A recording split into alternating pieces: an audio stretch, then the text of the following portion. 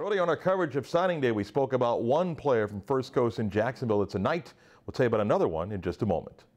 Fans get your season tickets for as low as $99 starting on February 7th. You can call the UCF ticket office at 407-UCF-1000 or visit UCFathletics.com.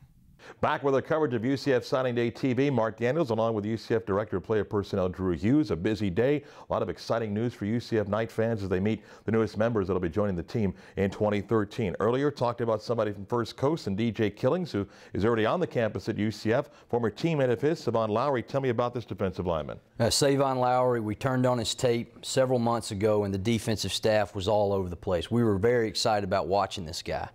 Got an early verbal from him. He's been loyal, stuck with us, had a bunch of big-time offers. Coaches did a great job of keeping this guy on board. Probably has one of the quickest initial first steps I've ever seen on tape.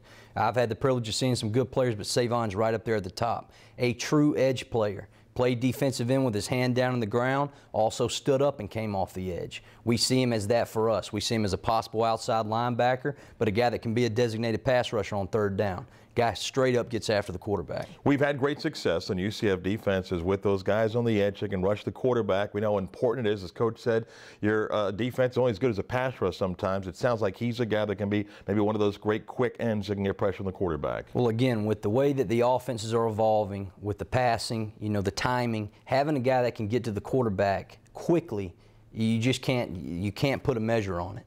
Seyvon is a guy who, again, has been extremely loyal. But the elements that he brings is why he was so sought after from so many schools.